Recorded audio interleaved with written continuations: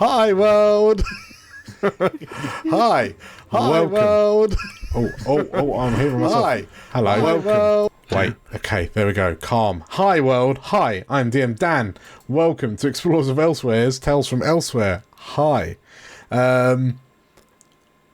We've had an event-filled first half. It was so stressful that Dan here just had to leave. He's back now. He's back now with some comfort food.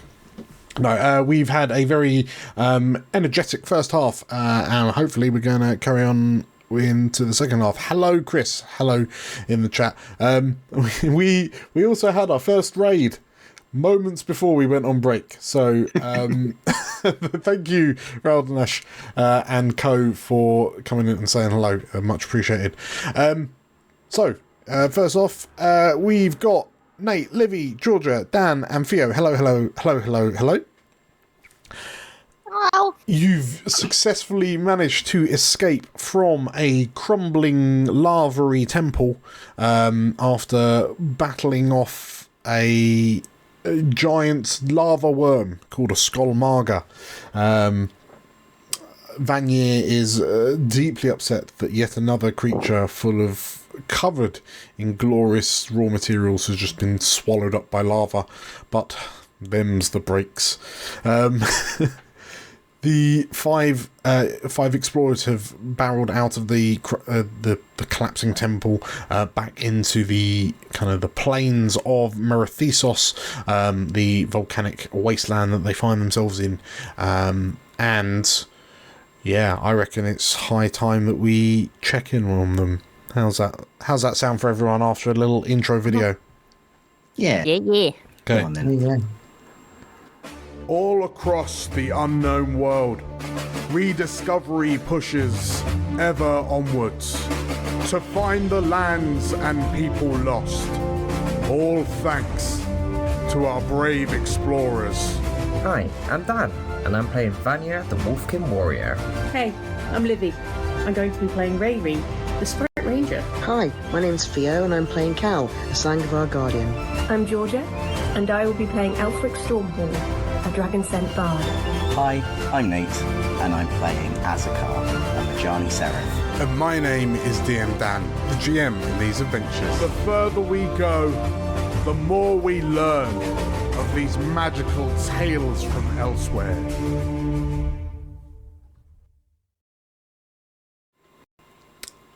And so, we find the five of you coughing and spluttering as dust fills your lungs, having dust that's just billowed out of the collapsed Temple of Naravid, the Doomsayer. But as the five of you plus Vinny crawl away from the site, or away from the mountain face, the dust and debris is replaced with fresh air. As you gather yourselves and pull yourselves up, you find yourself appearing, like scanning the plains in front of you. The geography of Merethesos is curious, certainly.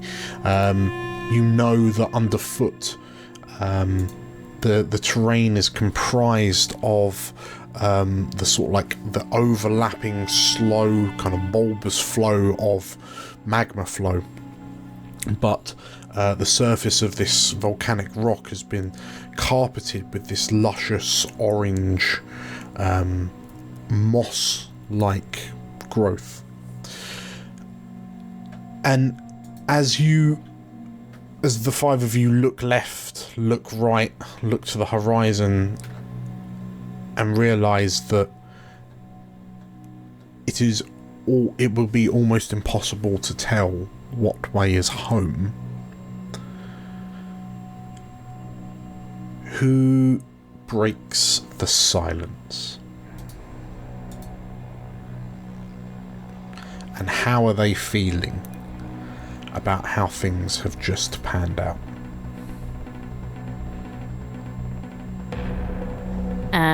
I think just like Riri just kind of gets up and she's just like completely covered in ash and debris because she's only wee, so she's just kind of like shakes herself off like a dog.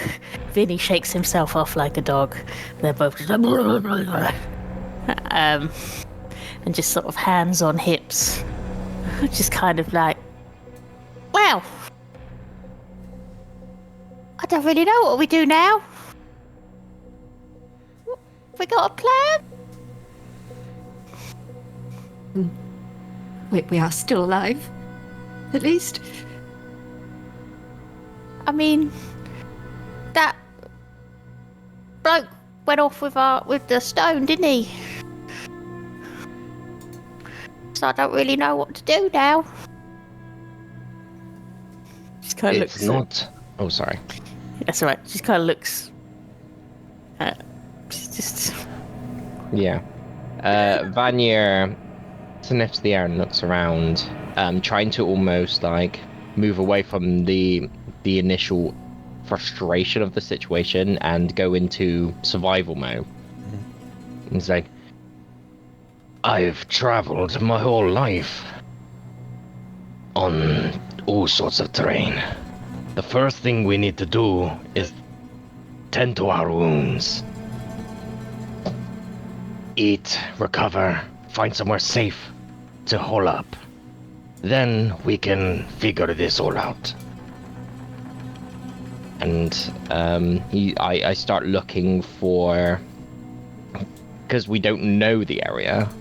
I'm looking for a good vantage point, somewhere high that maybe we can find somewhere to make camp and to regroup and to get some sort of sight on the overall terrain. Okay. So Vanier, I should probably make a note of this. So Vanier's looking for sort of like high ground, like vantage points to set up a bit of a home base. So you've got that, if nothing else, primarily. Mm-hmm. Okay. Great.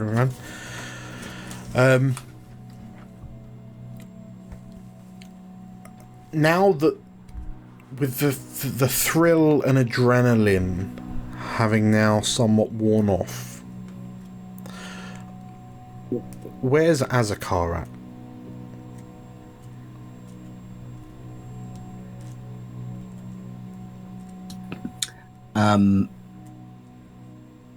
Sort of tending, sort of holding sort of like his leg from where he was sort of thrown by the big worm. He's trying to get his thoughts together. They're rushing quite fast. Mm-hmm. Of this, Gannis has escaped.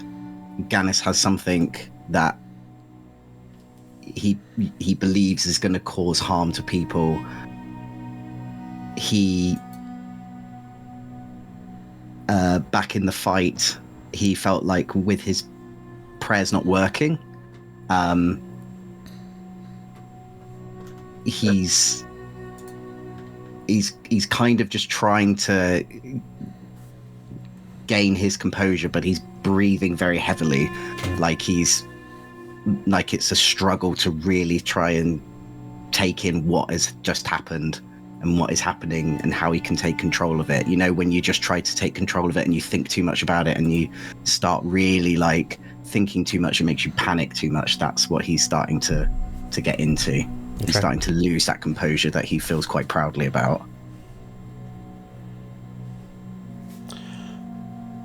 And how would you argue that you're attempting to keep that bottled, like keep that restraint? Is the keeping the lid on it a strain for you right now? Yeah.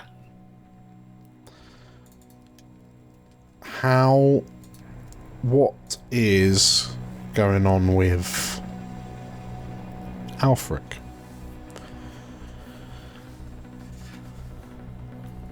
I think he's having, well, I mean, when is Alfric not having a crisis? But that was his first time experiencing anything to do with the war. Back there in the sort of the dream memory that we were all in. Until then, he was very sheltered to do with anything to do with what was going on outside his family estate. And I think in his mind, he sort of built it in the same way that he did all of his marvelous adventure books. But to actually experience it, and to fail to save someone, which was a very small moment in the chaos, but it happened for him. And to then have the only spell that's kind of seen him in good stead currently fail, as most other spells sort of have for him. I think he's not on a very good foot at the moment. His hands are shaking. I think he's holding back tears a little bit. And he's lost his tent. I tried to get you a tent and then I wasn't allowed. They said, "Oh, get it later." Oh. Okay. So Alfric's having a bit of a inner crisis.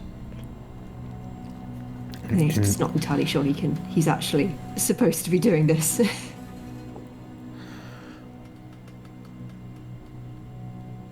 How is Cal feeling? Cal is feeling... I wouldn't say he's quite the same level as Azakar, but if anything, he's feeling numb.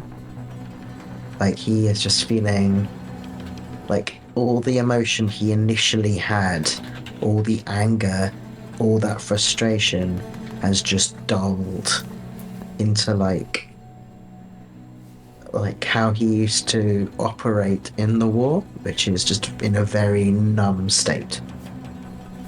And he is just trying to work through his feelings and what needs to be done.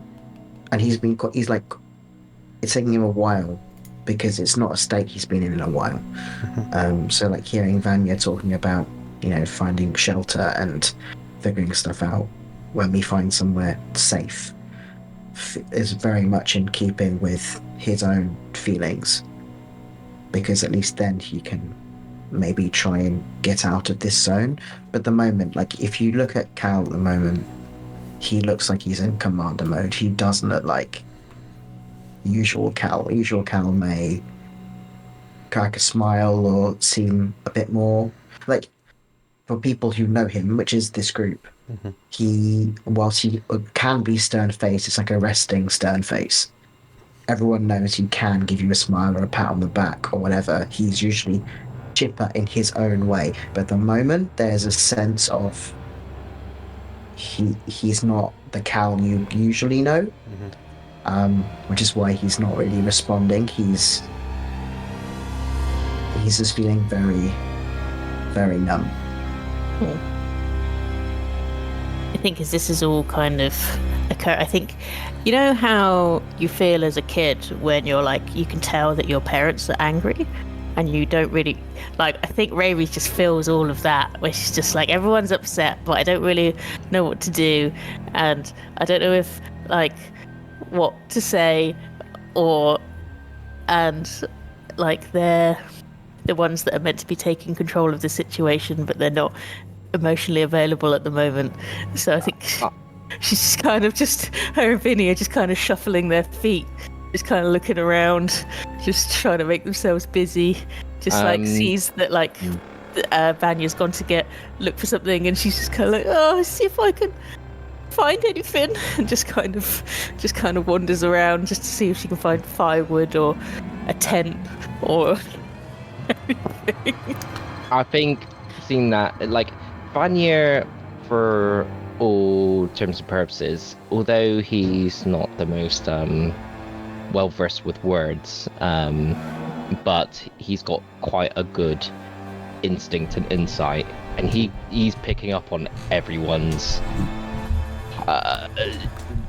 inner demons fighting with oneself, and he sees Rayri like, and I think Vanya would just put a hand on Rayri's shoulders, like, let's get through this first, eh? Why don't you help me find somewhere safe? You're good with the sort of thing I'm good at as well. Let's find somewhere. And he turns around to the rest of the group, is like, I know you're all feeling all sorts of pain right now, but we need to find somewhere safe first so that we can deal with our emotions and eat and sleep. Let us find somewhere first. We can do this. Azakar, how, with everything that's happened over the past 30 minutes, an hour tops, how does it land with you when Vanya tells you that we just need to keep check of our... When Vanya starts talking to you about emotions and what we should be doing and shouldn't be doing, how does that land with you? Azakar's gonna shoot him a glare. He's gonna rush up to him and he's gonna grab him by his coat. Like obviously Vanya's a big guy. He's gonna try his best to sort of just like bring him to like his eyesight and just kind of say, you were supposed to watch him. It is your fault he's escaped. It's your fault. People are in danger now. It's your fault we're here. Take it easy. No. I get that you're pent up with anger. And I get where you're coming from. No, it is you. You are foolish. I think Baby's just trying to like get in between them. Look, I am all for having a spar anytime, but I value you as a friend, as the rest of you are. I know we are all in a bit of shit right now, but this is not the time to lose our head. And you can feel the wind and icy gauntlets flare as Vanya is also keeping his anger in check. Ravi, as you're like wedged between the two of them trying to break them up, how's this landing with Cal? Seeing this kind of colleague insubordination, this friction between this so-called close unit. Yeah, I think actually in a way it is kind of breaking that numbness a bit, because it's something he does understand. And he can also see, because he stepped away from it, so these two very strong individuals are butting heads, and then there's Ray obviously trying to, it's like that's not that, he's not cool with that, so he will then come forward with quite an intimidating "stop this now" to kind of all three of you, basically not getting in between but close enough to try and at least snap people out of what's happening right now. Vanya, how are you taking being told to stop? Vanya knows, like, he can read body language well, and he can, like, I don't know how the best to put this, almost like a dog coming to heel. There is a sense of, like, even though Vanya is trying to keep the most level-headed right now and get the team forward, but being confronted by someone who's usually level-headed and Vanya being the more passionate one, having to try and now keep his emotions in check, but having someone be like, look, stop, really helps Vanya to like release some of that tension. Having someone else kind of just putting the pin on it, and Vanya would be like, agreed. Look, Azakar, we can sort this out later, but right now, everyone needs a safe space. Do you agree, Azakar? Azakar's still holding on to your coat. He's probably getting more angry how level-headed you're being and being commanded to stop as well by Cal. You can see his teeth are gnashing as he's still trying to sort of process what is the best thing to do. As he lets go of your coat and doesn't storm far away from the group, but sort of just storms away and sort of has his gaze away from you, just sort of looking out into the distance. Just probably quite angry and quite ashamed of himself as well. In which case, how does it feel to watch these people you idolize, Alfric, literally at each other's throats? I was just thinking that I think this is the first time he's ever seen any of you. I mean, no one here is human, but be people rather than the storybook characters he's kind of made you all in his mind. And I think as you turn and storm away, you just hear from the back just this sort of half hysterical little laugh from Alfric. In the worst opportune moment.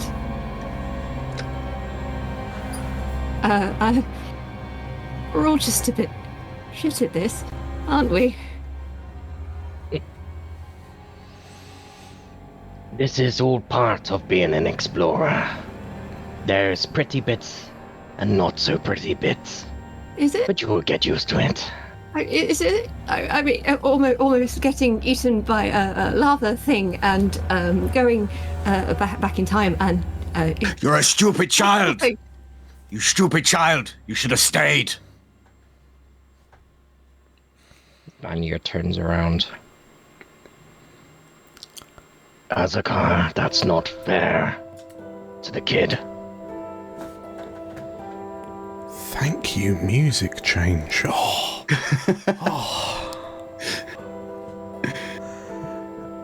Rayri, how are you feeling about Azakar's outburst? Don't like it when Daddy's mad.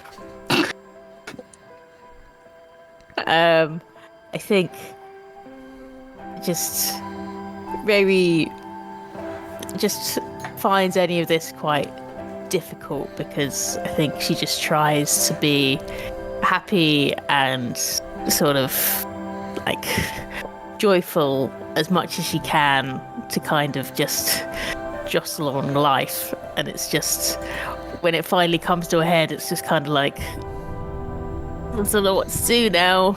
I just rely on being silly, and I can't rely on being silly in this moment. So I think as this is all just Azakar, like I think she knows that Azakar needs some time to think, so she'll look at Vanya and Alfric and just kind of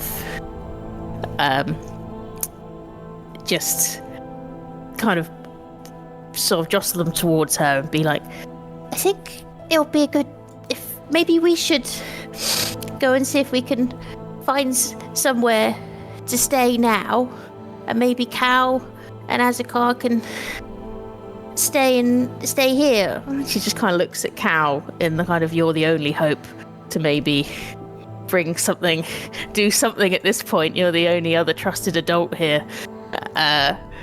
So she's like, oh, maybe now's the time to go. It just kind of starts just kind of like toddling off towards the rock outlook, just kind of like trying to move them off. Vanya will take heed and try to usher Alfric and say, "It's okay, Alfric." And I turn back and look at Cal and Azakar as like, "I think we could all do with walking off our emotions. Let's go." And I try to almost try and be like a comforting hand in, but I think even Alfric could feel this slight whinge of adrenaline in his hand whilst he's trying to be comforting. Alfric, you've just been quite forcefully chastised, and now everyone's still kind of telling you what to do. Where is your head now? I think Azakar's just said all the things that Alfric believes very much, and sort of has been for quite a while about himself. And I think he kind of pushes that down, grabs it, pushes it down. It's like, yes, right, yes, okay. And he forces himself out of the grip and kind of wobbly marches ahead of the direction that they're going. In which case, as you sort of follow after Vanya and Rayri, there's perhaps a quick glance over your shoulder to Cal and Azakar. You find yourself sort of alone with your thoughts.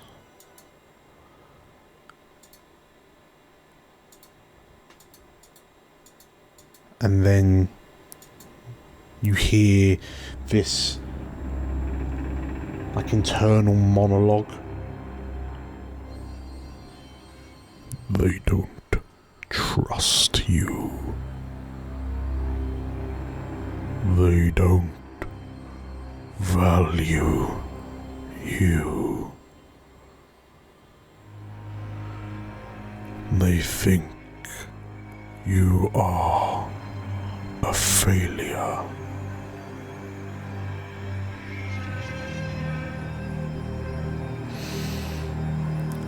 And as you kind of hear this kind of voice in your head, you look to the other two, and Rayri and Vanya are most likely walking somewhat silently, but they don't seem like Vanya's ears haven't perked up, for example.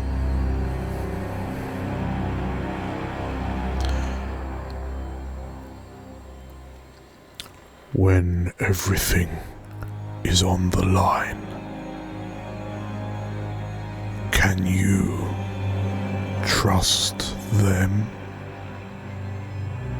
The voice says in your head.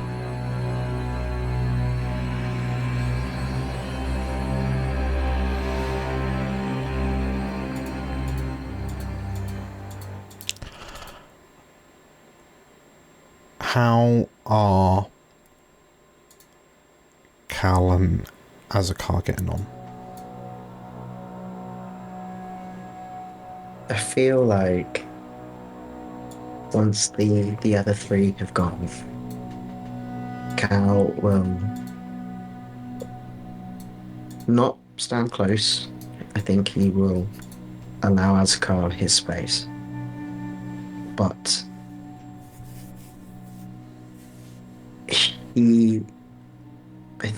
I don't think he'll even face him necessarily. I think he'll be standing, looking off, looking at the others.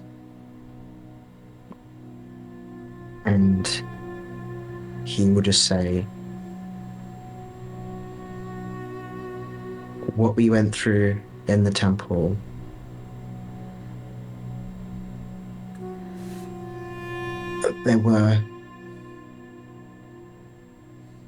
Making those decisions were some of the hardest things I've had to do.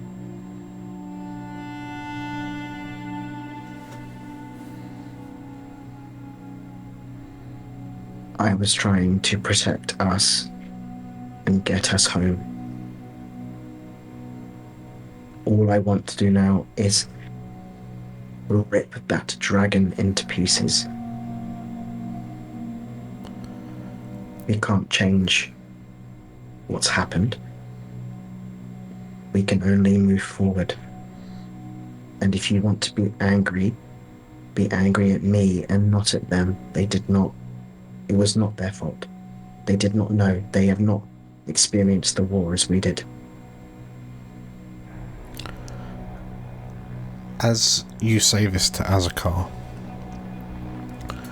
you feel this gnawing sense of doubt in the back of your mind.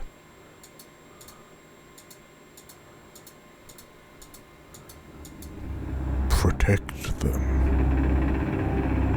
Protect them.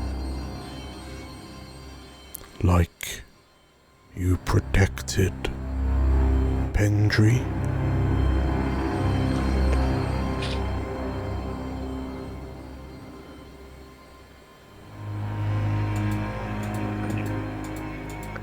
And the voice in your head says nothing more. Thanks for that, Dan. That's great.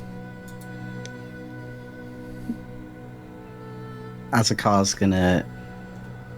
That last line that you said, where they didn't experience the war like we did.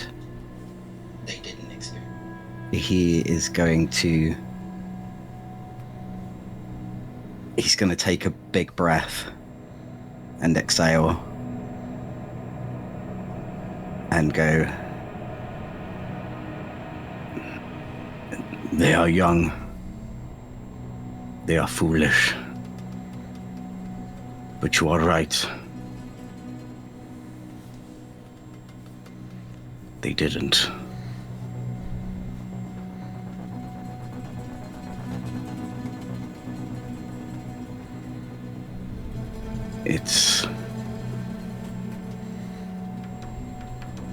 We should have...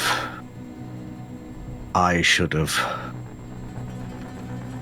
been a better guiding light for them.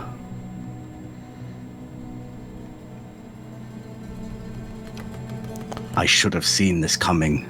Aya told me this was coming. I should have done more.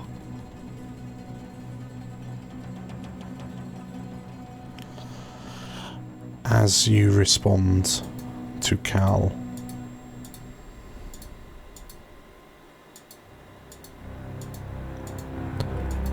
but what would it matter if you did?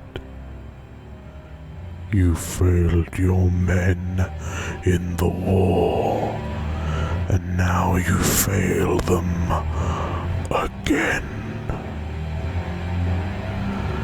Are you really worthy of Aya's blessing?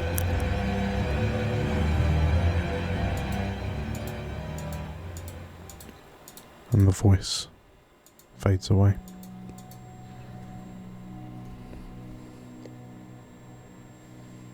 Cool.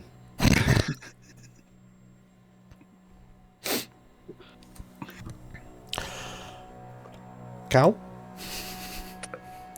Is there just an awkward silence between bros? I think Cal will nod. And he will try. I think he's trying to gather his old self back, and I think hearing the voice as well, and the mention of Pendry, for a horrible second, Cal does not look like himself. But luckily, I don't think these two are actually looking at each other. I feel like, when you're talking in the car and you're facing forward and having a very intense conversation, that is the equivalent of what's happening here. But they're not looking at each other, so I don't think they're seeing these reactions to the voice. And Cal just very quietly says, I think we were both young and foolish once.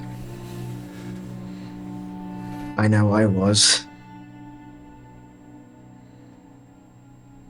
And there is still time to continue to guide them. We are still alive. And they are still alive. And the war is over. In some part. Maybe not for us. Maybe it never will be. But they don't have to deal with the same things. What it can do is show them a good way of life, and that's all I've been trying to do whilst they've been with us.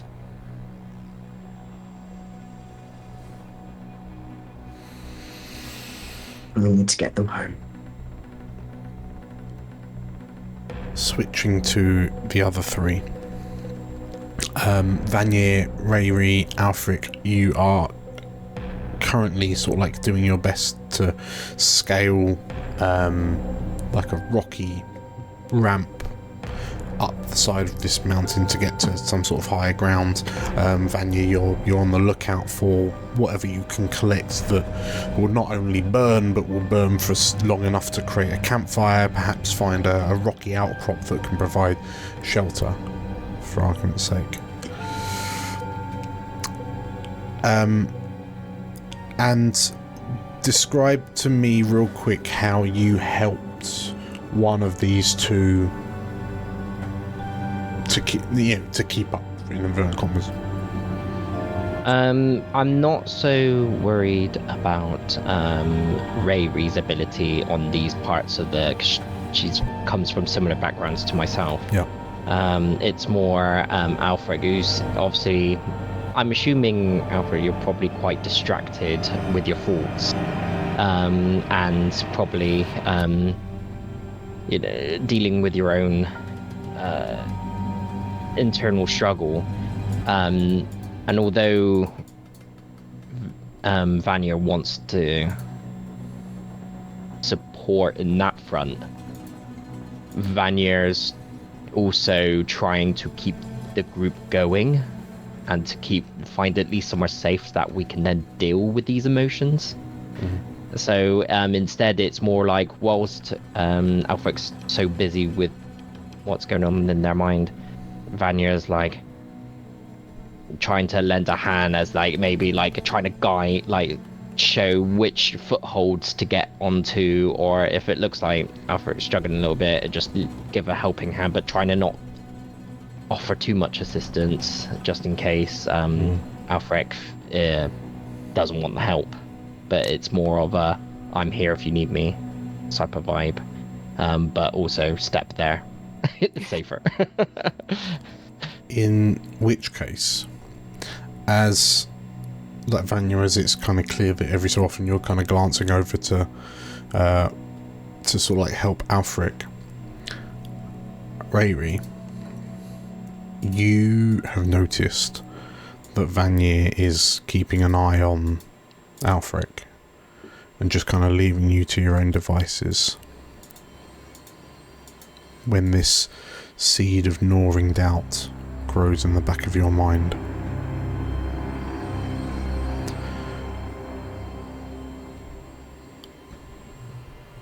They have shunned you. They see you as unsavable. Nothing but fodder for destruction and discourse.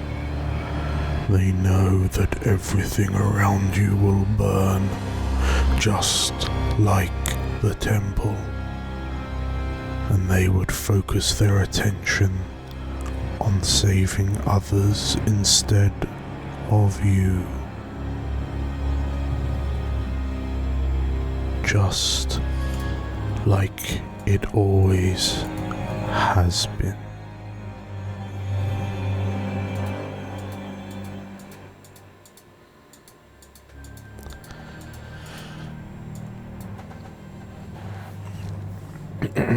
How you feeling, Rayleigh?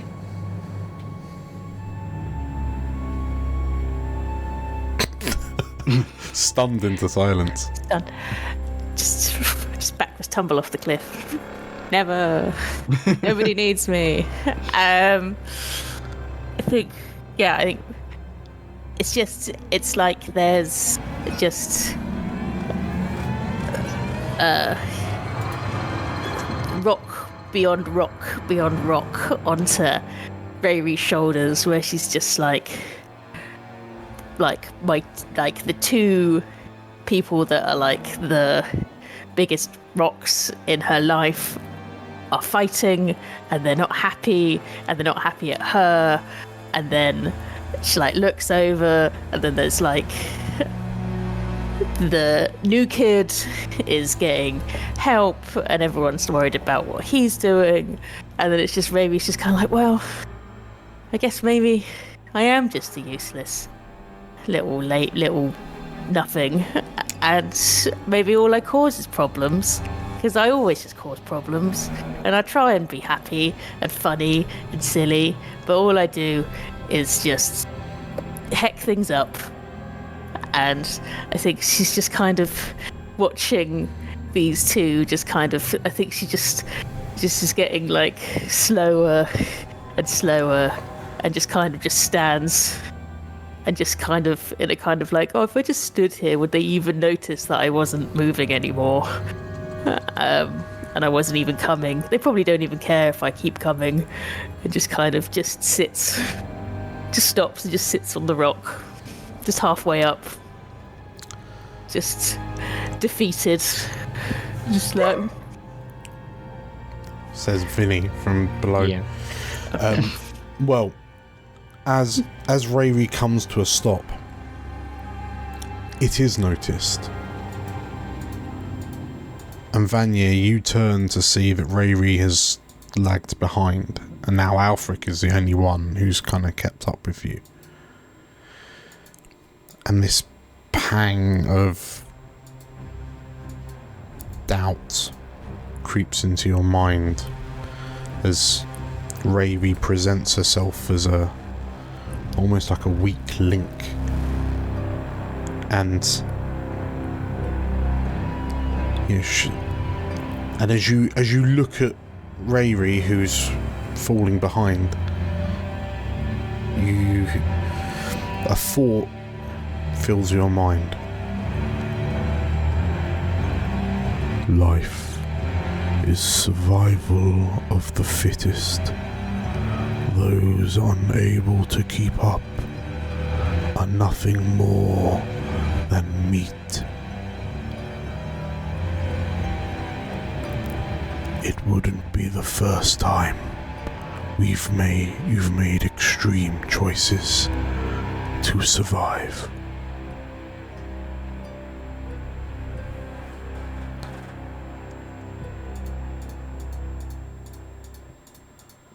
And the thought kind of lingers in your mind before it seemingly wafts away.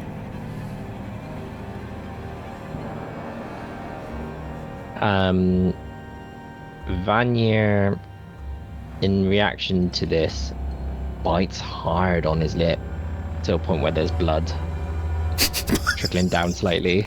Poor Alfric. Why have you stopped walking? Almost like trying to snarl or fight back at whatever is talking in his head, and realizing what he's doing, wipes it away and says, Alfric, just wait there a minute, I need to check on Rayleigh, and turns around, and I sort of drop down a few ledges back towards Rayleigh, which I'm sure old Vinny's probably there like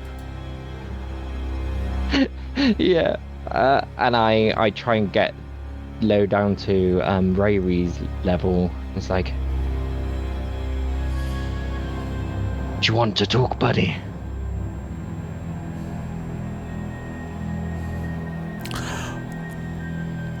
Rayleigh, oh, you're on mute. But as Rayleigh begins chatting to Vanier, I'm imagining kind of quietly, quietly enough that it's not in earshot of Alfric.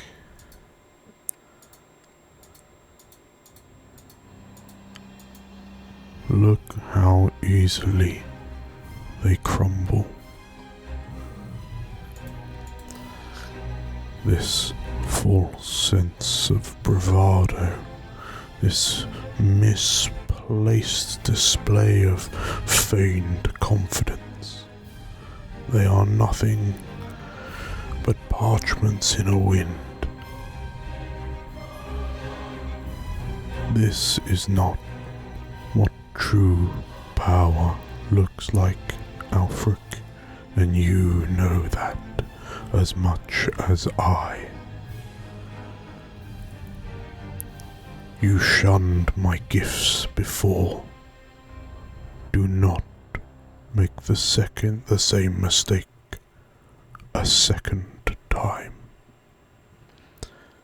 And you acknowledge the voice in your head is that of Eindrith, the same voice you heard in Archmage Ulick's trophy room. Buddy. Yeah. Alfric, are you saying buddy out loud, or like No, in your head? not. No, that's Georgia. That's not. Oh, okay. Buddy.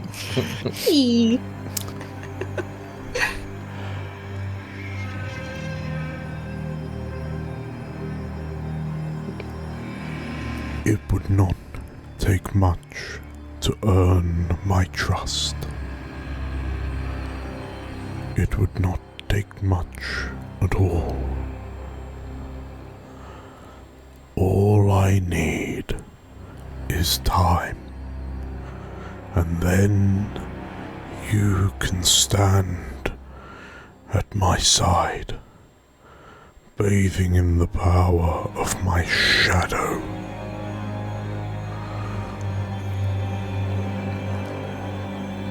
Become the dragon scent you are meant to be. Fulfill your destiny.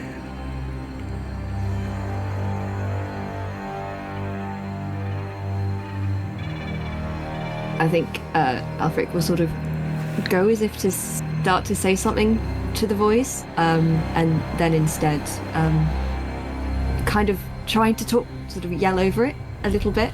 He'll sort of shout down to Rory and Vanier, everything all right down there? Can we respond? Yeah, okay. Yeah. It's all right. Just a moment. Just checking on Rary.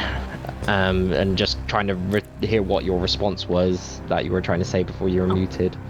What is it? I think Mary's just kind of sitting there with her little chin on her knees, just like, no, you guys just go on ahead. You just leave me here. I'm fine. You know that I would never leave you.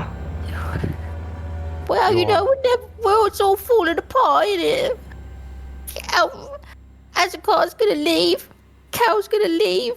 You're gonna leave. Everyone's gonna leave, and they we'll never adventure ever again. And He hates us. He says we're stupid kids. he tries to offer a hand, this large, gauntletty hand, like, no. Azakar might be speaking from angered emotion. I'm sure he doesn't really mean what he's saying. And even if he does, we all keep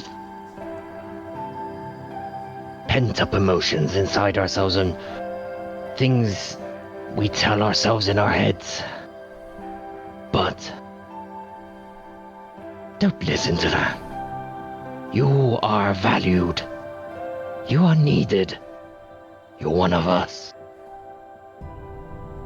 I will stand by your side.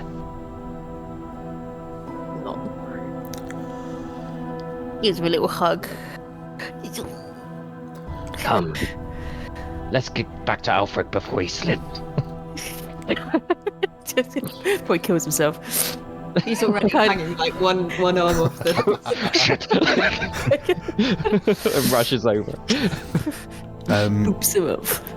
In which case, as Vanya and Rayri, as you kind of say this to one another and kind of rush back up to Alfric, like time passes, the sun overhead has reached its zenith and passed it. It is on its way, it's heading back towards the horizon to beckon in a new evening. And the five of you, plus Vinny, find yourselves gathered around a makeshift campfire, nestled under an overhanging rock that gives you some cover from the elements. You're having to keep where you're higher up to get a vantage point. You have acknowledged that these orange plains stretch on almost as far as the eye can see. And the gentle rolling of the terrain makes it almost look like a vast orange sea.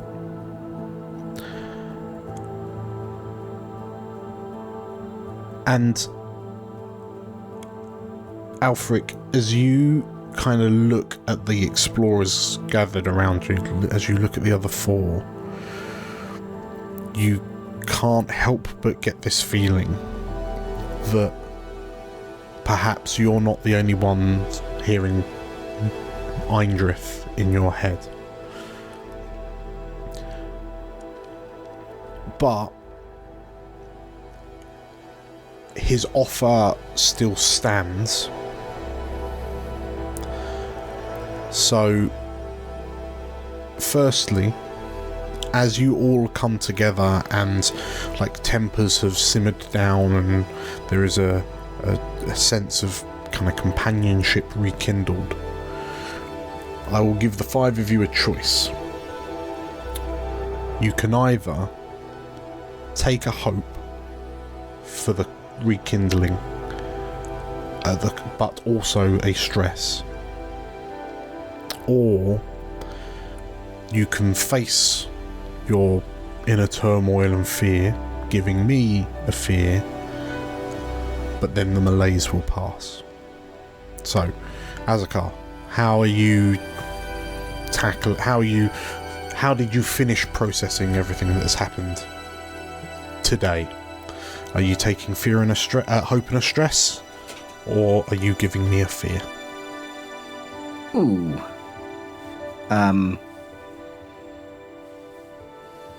Upon hearing that voice in his head, his breathing almost goes back up to that sort of panic state. But then hearing Cal again is making him sort of realize that getting into that state is no good. Mm-hmm.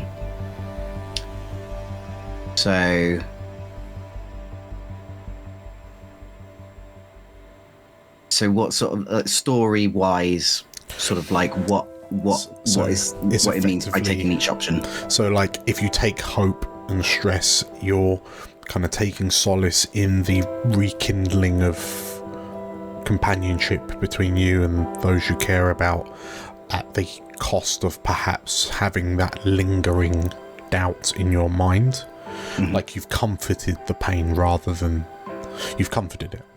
Yeah. Or you give me a fear because you have confronted the doubts in your mind and dispelled them by shining the light of truth and honesty on them.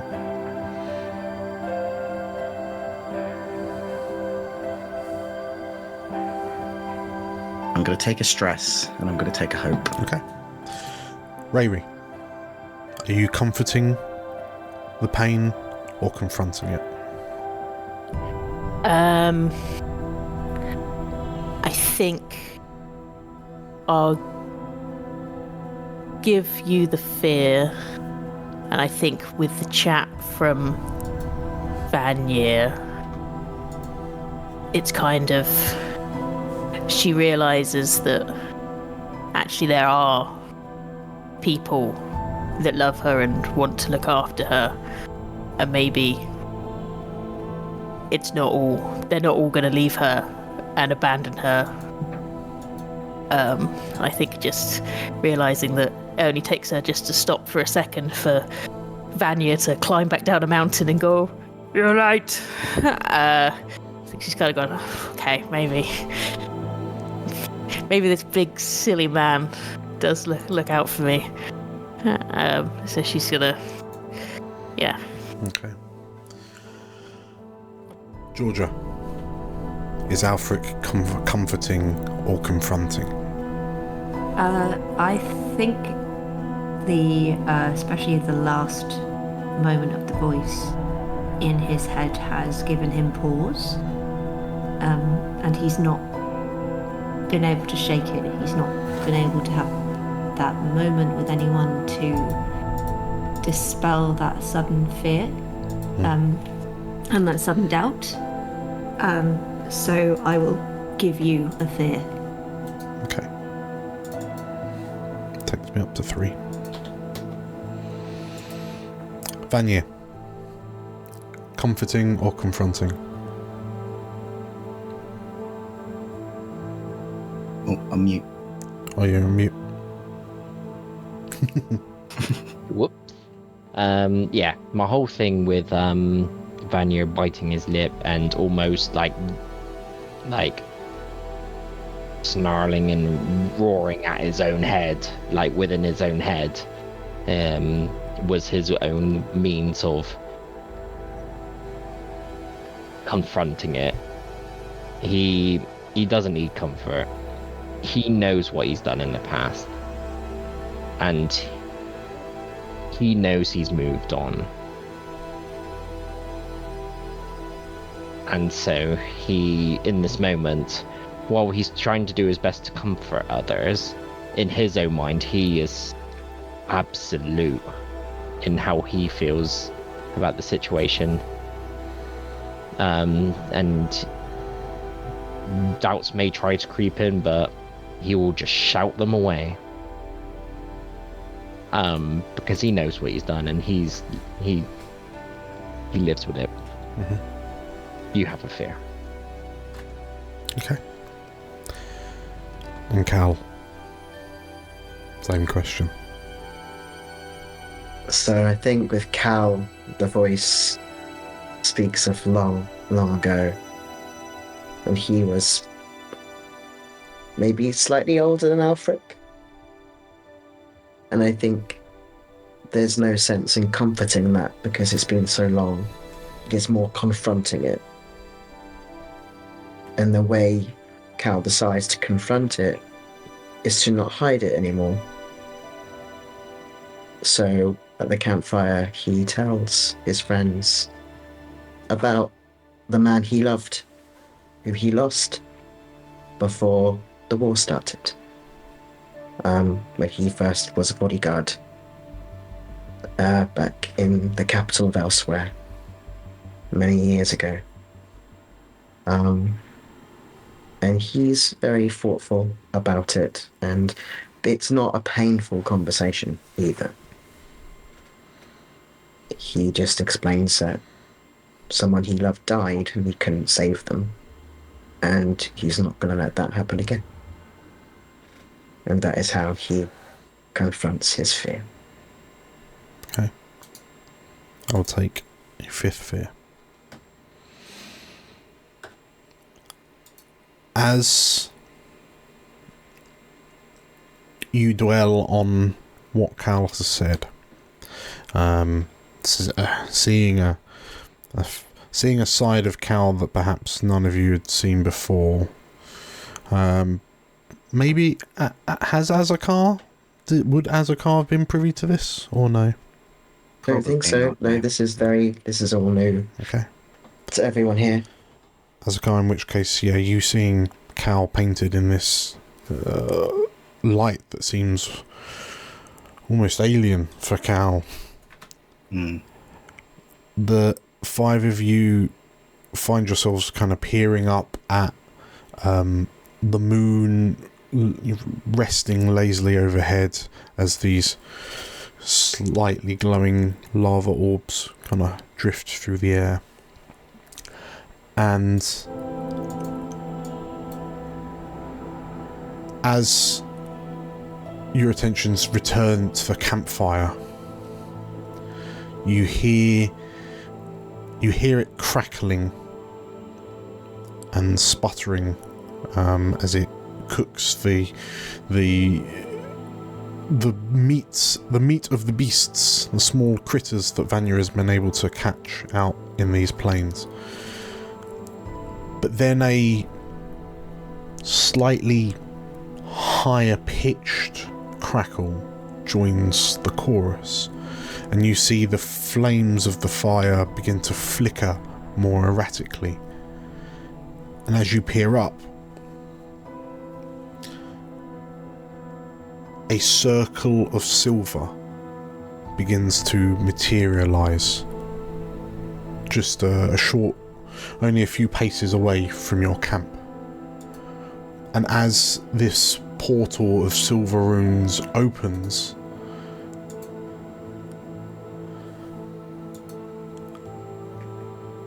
a white-haired Lorivar man in a grey tunic walks through, and Archmagister Meridius Redan looks at the five of you with relief in his eyes.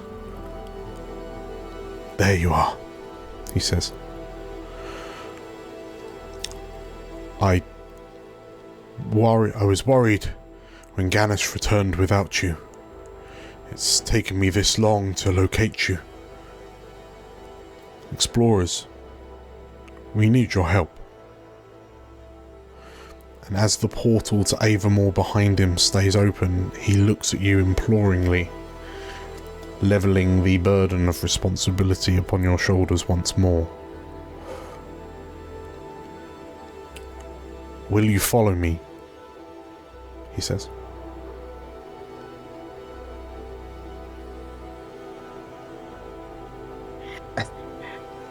Sniff, sniff. Sniff, sniff. Does this scent smell familiar? It does. Okay. It is the scent of Archmagister Meridius Redan. The Archmagister that you spoke to in Avamore before you left. The effectively the leader of the arcane magic users in the city of Avamore. Yes. I feel like... Sorry, have you got something to say? No, go ahead. I feel like Cal will look to Azakar to see how he feels about approaching this. As a kind of sign of, I trust what you're going to do. I feel like we're all in the same boat here. What is happening?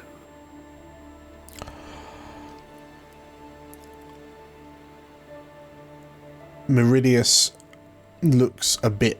he looks concerned. Ganis returned and said that the five of you were lost in the temple, but there was something about it that didn't sit right.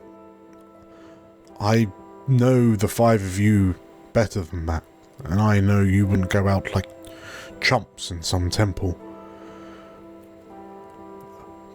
But since I began my search to find you, Ganis has vanished somewhere within the city, and I fear that he is plotting something dangerous, and I need your help. He holds unspeakable arcane power at the moment. He fooled us. Then please, help me save our city. Azakar will get up and follow. So we'll camp.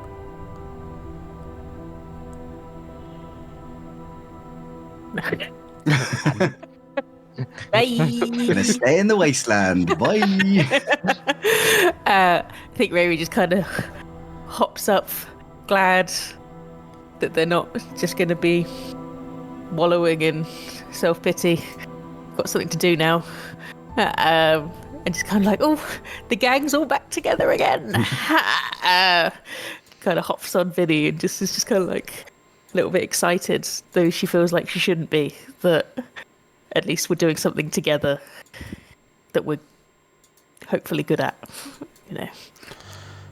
Vanya? Seeing as just Alfric still sat. Are you ready to continue to be an explorer? I think Alfric will look up at him,